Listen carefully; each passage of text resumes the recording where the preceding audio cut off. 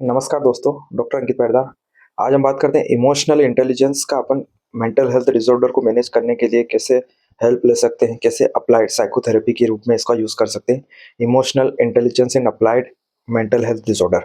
तो क्या है कि जैसे अपने इमोशंस को कैसे अपन पहचान सकते हैं, इमोशंस को अपनी लाइफ में कैसे इम्प्लीमेंट कर सकते हैं, जिसकी वजह से क्या है कि अब खुद के प्रति अपन अवेयर हो जाए, अपने थॉट्स के प्रति, इमोशंस के प्रति खुद को गाइड कर पाए और अपने जो भी विचार आते हैं, जो थॉट्स आते हैं, इमोशंस आते हैं, बिहेवियरल रिएक्शंस होती हैं थॉट्स के बाद में, तो उसको कैसे मैनेज कर पाए और अपने डेली लाइफ को कैसे इंप्रूव कर पाए, तो इसके बारे में बात करते हैं।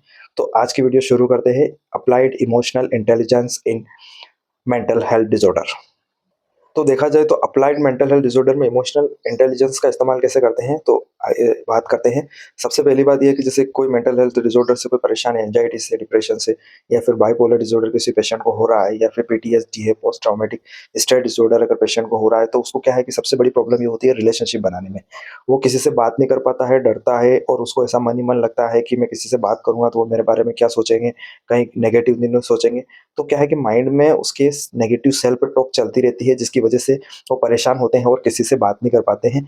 तो ये इमोशनल इंटेलिजेंस की हेल्प लेके आप किसी से इफेक्टिवली कैसे बात कर सकते हो, उनकी भावनाओं को कैसे समझ सकते हो और स्ट्रॉन्गर रिलेशनशिप कैसे बना सकते हो, तो इसके बारे में जानते हैं। सबसे पहली बात ये है कि जैसे अपने माइंड में जो भी विचार आते हैं, जैसे नेगेटिव सेल्फ अटैक अगर पेशेंट करते हैं, तो उन विचारों को बदलने की ज़रूरत पड़ेगी। इसमें ऐसा होता है कि जैसे आपके माइंड में एक बार बात आ गई है कि मेरे को इस पर्सन से बात करना है, तो उसमें ऐसा होता है कि आपको इंस्टेंट डिसीजन बनाना है बात करने के लिए।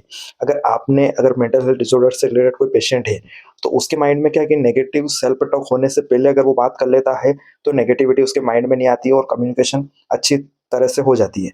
अगर वो देरी कर देता है और विचार करने लग जाता है कि मैं कैसे बात करूँगा, क्या कंडीशंस रहेगी, क्या वो मेरे बारे में सोचेंगे, तो ये कंडीशंस बनती है, तो पेशेंट फिर उसी में उलझ जाता है और बात नहीं कर पाता है। और अगर 3 पर्सन्स आपस में बात कर रही है और उनको इन्वॉल्व होना है पेशेंट को उनसे बात करने के लिए, तो इसमें भी यही माइंड में सेल्फ टॉक करता है कि कहीं वो मेरे बारे में बात तो नहीं कर रहे होंगे, मेरे बारे में नेगेटिव बात तो नहीं कर रहे होंगे, तो यही कंडीशंस बनती है इसमें। तो अपने जो इमोशंस है, नेगेटिव इमोशंस है, उनको सोचने के बजाय इंस्टेंट डिसीजन अगर पेशेंट लेते हैं बात करने के लिए और पॉजिटिव सेल्फ टॉक करते हैं कि बात करूँगा तो अच्छा रहेगा, तो इससे क्या है कि बेटर रिजल्ट मिल सकते हैं और पेशेंट को इसमें हेल्प होगी स्ट्रॉन्ग रिलेशनशिप बनाने में। सेकंड थिंग रहती है, जो मेंटल हेल्थ से रिलेटेड जो पेशेंट रहते हैं, उनको क्या है कि डिसीजन मेकिंग में बहुत ज़्यादा प्रॉब्लम होती है। उनकी ओवरथिंकिंग, नेगेटिव थिंकिंग और नेगेटिव सेल्फ टॉक की वजह से वो इमोशनली किसी से कनेक्ट नहीं हो पाते हैं और क्या है कि इन्फॉर्म्ड और थॉटफुल डिसीजन नहीं ले पाते हैं, तो ये कंडीशंस भी बनती है। तो इसमें क्या है कि सबसे पहले इमोशनली आपको सोचना पड़ेगा पॉजिटिव वे में कि मेरे को डिसीजन फास्ट लेना है, मेरे को प्रोक्रास्टिनेट नहीं करना है, किसी भी डिसीजन को टालना नहीं है। अगर मैंने टाल दिया तो ये बात बढ़ जाएगी, तो इससे अच्छा यही है कि आप इन्फॉर्म्ड और थॉटफुल डिसीजन मेकिंग में टाइम नहीं लगाएं, जल्दी से जल्दी डिसीजन लें। तो उसमें क्या है कि आपका फ़ायदा रहेगा और नेगेटिव सेल्फ टॉक से आप बच पाएँगे। मेंटल हेल्थ पेशेंट के लिए सेल्फ अवेयरनेस इंक्रीज़ करना इमोशनल इंटेलिजेंस का एक रूल है। जैसे आप खुद को अंडरस्टैंड करते हो, आपके कॉन्फिडेंस को, आपके अचीवमेंट को आप समझते हो, आपके मोटिवेशंस को आप समझते हो, आपके डेली एक्टिविटी को आप समझते हो, आपके वर्क को आप समझते हो, आपके फैमिली मेंबर्स को आप समझते हो, तो आप स्ट्रेंथ बिल्ड अप करोगे, तो उससे क्या है कि आपका कॉन्फिडेंस लेवल बढ़ेगा। तो सबसे पहली बात ये है कि इमोशनल इंटेलिजेंस का यूज़ होता है मेंटल हेल्थ डिसऑर्डर में जो पेशेंट फेस करते हैं। तो उसमें ऐसा होता है कि आपकी स्ट्रेंथ को समझना ज़रूरी है। आपने अगर स्ट्रेंथ को समझ लिया और डे टू डे मोटिवेशंस को समझ लिया, तो आपको क्या है कि सेल्फ अवेयरनेस आपकी बढ़ जाएगी और इससे क्या है कि मेंटल जो वीकनेस रहती है वो कम हो जाएगी और नेगेटिविटी कम आएगी माइंड के अंदर। देखा जाए तो emotional intelligence mental health patient के लिए डेवलपमेंट करने के लिए कुछ स्ट्रेटजीज यूज़ करते हैं। आइए उसके बारे में बात करते हैं। इमोशनल इंटेलिजेंस को डेवलप करने के लिए कुछ टेक्निक्स रहती हैं, तो आइए उसके बारे में बात करते हैं। सबसे पहली सेल्फ रिफ्लेक्शन, मतलब क्या है कि टाइम टू टाइम आपको खुद को समझना पड़ेगा, अपने इमोशंस को, अपने थॉट्स को, अपने बिहेवियर को, कि आपके माइंड के ऊपर क्या इफेक्ट डाल रहे हैं, नेगेटिव पॉजिटिव कैसा इफेक्ट डाल रहे हैं, आपको किस बात के लिए बार बार पर सोचने में मजबूर कर रहे हैं, आपके डिसीजन मेकिंग में क्या प्रॉब्लम क्रिएट कर रहे हैं। सेल्फ रिफ्लेक्शन मतलब खुद को समझना पड़ेगा, आपके थॉट्स को समझना पड़ेगा, आपके इमोशंस को समझना पड़ेंगे और इमोशंस के बाद में जो आपके बिहेवियर आते हैं उनको समझना पड़ेगा। तो मेंटल हेल्थ डिसऑर्डर से जो ग्रसित पेशेंट रहते हैं, उनको ये चीज़ समझने में बहुत प्रॉब्लम होती है, क्योंकि नेगेटिविटी उतनी ज़्यादा होती है कि पेशेंट खुद को समझ नहीं पाते हैं।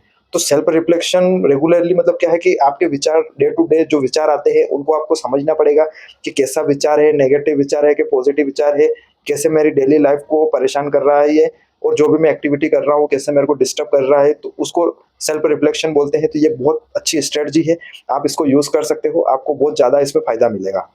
अगर आपकी फैमिली में कोई मेंटल हेल्थ से परेशान है तो क्या आप उसको हेल्प कर सकते हैं, किस टाइप से सपोर्ट कर सकते हैं? तो आइए इस बारे में बात करते हैं। सबसे पहली बात कि एम्पैथी की प्रैक्टिस करना ज़रूरी है।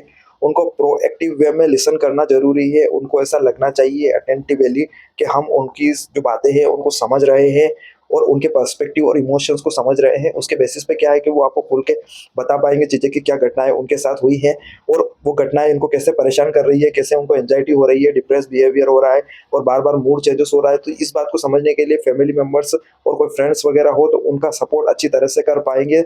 ये चीज़ क्या है कि एम्पैथी मतलब क्या है कि पेशेंट को समझना ज़रूरी है और नॉन जजमेंटल वे में समझना है। आपको पेशेंट को जज नहीं करना है। उसको थोड़ा-सा भी ऐसा लगा है कि आप उनको जज कर रहे हो तो वो नेगेटिविटी में चले जाएँगे और आपके प्रति जो विश्वास है वो खो जाएगा उनके माइंड में। तो ये बात याद रखना ज़रूरी है। इमोशनल इंटेलिजेंस में सेल्फ अवेयरनेस बढ़ाने के लिए सबसे अच्छी टेक्निक है माइंडफुलनेस प्रैक्टिस। मतलब आप मेडिटेशन कर रहे हो, डीप ब्रीथिंग कर रहे हो, तो सेल्फ अवेयरनेस को आप इंक्रीज कर सकते हो, अपने इमोशंस के रेगुलेशन को मैनेज कर सकते हो, आपकी जो भी प्रॉब्लम्स है उसको समझ पाओगे और कैसे आपको उस प्रॉब्लम से बाहर निकलना है। तो आपका माइंड खुद ब खुद वो चीज़ें बताने लग जाएगा। बाकी क्या है कि नेगेटिविटी आपके माइंड में नहीं आना चाहिए। नेगेटिविटी अगर आती है तो आप उस चीज़ से बाहर नहीं निकल पाओगे और अंदर से अंदर चले जाओगे। तो क्या है कि समझना इसी बात को है कि आपको खुद को समझना है, अपनी प्रॉब्लम्स को समझना है, उसके बाद में एक्टिवली डिसीजन लेना है। नेक्स्ट थिंग में देखा जाए तो सोशल स्किल्स को डेवलपमेंट करके आप कम्युनिकेशन और अपनी सोशल लाइफ को बेटर बना सकते हो, रिलेशनशिप इंप्रूव कर सकते हो और जो भी आपके कॉन्फ्लिक्ट माइंड के अंदर जो भी नेगेटिव सेल्फ टॉक चल रही है, नेगेटिव बिहेवियर आपका हो रहा है, उसको कम कर सकते हो। तो सोशल स्किल्स ज़रूरी है। डिप्रेशन के पेशेंट हो, एंग्जायटी के पेशेंट हो, सोशल एंग्जायटी के जो पेशेंट है, उनको बाहर जाना है, सोशल गैदरिंग करना ज़रूरी है। अगर वो सोशल गैदरिंग नहीं करेंगे तो उनको उनकी प्रॉब्लम बढ़ती जाएगी और उनका कॉन्फिडेंस लेवल कम होता जाएगा। तो मेरी यही रिक्वेस्ट है, जो भी डिप्रेशन के पेशेंट है, एंग्जायटी के पेशेंट है, वो बाहर निकले, सोशल गैदरिंग करें और कभी भी इन चीज़ों को अवॉइड नहीं करें। क्योंकि क्या है कि अवॉइड करेंगे तो आपकी प्रॉब्लम समय के साथ बढ़ती जाएगी और उसका निदान सही तरीके से नहीं हो पाएगा। देखा जाए तो एंग्जायटी को मैनेज करने के लिए आपके थॉट्स, आपके इमोशंस को जानना ज़रूरी है। क्योंकि क्या है कि कैसे एंग्जायटी के थॉट्स आपको प्रोवोक कर रहे हैं, कैसे इमोशनली परेशान कर रहे हैं, तो उनको जानना ज़रूरी है। कोई डिप्रेशन का पेशेंट है तो वो सेल्फ अवेयरनेस डेवलप करके अपने नेगेटिव नेगेटिव थॉट पैटर्न है, उसको पहचान सकता है और उसको इम्प्रूव कर सकता है। ये चीज़ मायने रखती है कि डिप्रेशन के जो पेशेंट रहते हैं उनको रिलेशनशिप बनाने में, फ्रेंड्स बनाने में बहुत ज़्यादा प्रॉब्लम रहती है। तो वो अगर सेल्फ अवेयरनेस हो जाते हैं, अपने नेगेटिव थॉट्स को पहचानना शुरू कर देते हैं, तो इसमें क्या है कि रिलेशनशिप इंप्रूव हो जाएँगे, फ्रेंड्स बनाने में उनको ज़्यादा प्रॉब्लम नहीं होगी, जो फ्रेंड्स हैं उनसे बात करने में भी उनको ज़्यादा प्रॉब्लम नहीं होगी। नेक्स्ट पेशेंट रहते हैं पोस्ट ट्रॉमेटिक स्ट्रेस डिसऑर्डर के।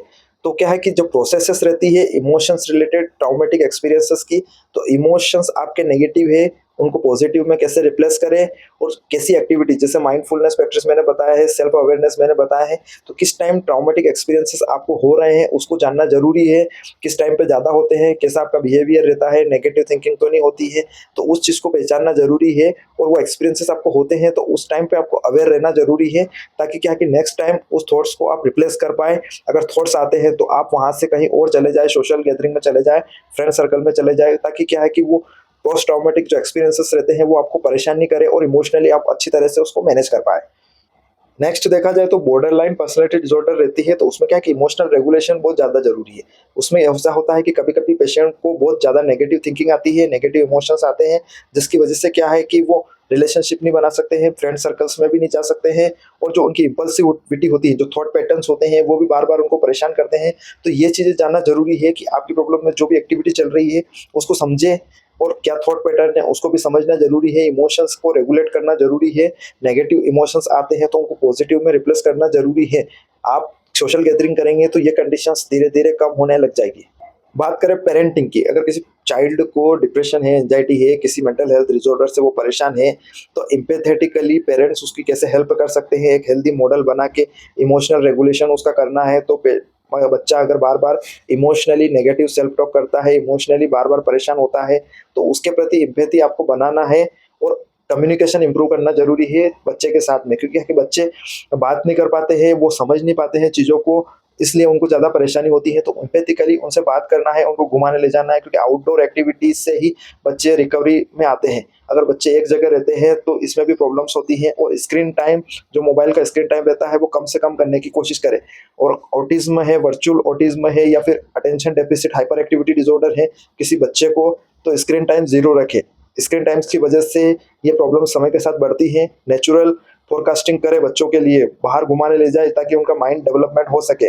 और एकेडमिक सेटिंग में देखा जाए तो बच्चे की स्ट्रेस को मैनेज करना ज़रूरी है।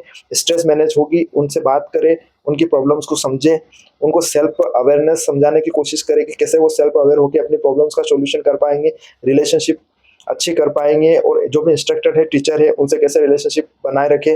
तो उनको छोटी-छोटी चीज़ें समझाना ज़रूरी है, तब जाके बच्चे आसानी से आपको समझ पाएँगे, जो एकेडमिक एक्सीलेंस में जो प्रॉब्लम हो रही है उनको समझ पाएँगे। तो रिलेशनशिप सबसे बेटर थिंग रहती है इसमें, बच्चों के साथ अच्छा रिलेशनशिप रखेंगे तो उनको क्या है, किस चीज़ों को समझने में प्रॉब्लम नहीं होगी, आपको समझने में प्रॉब्लम नहीं होगी, और वो सोशली अच्छी तरह से एक्टिव हो पाएँगे। Thank you.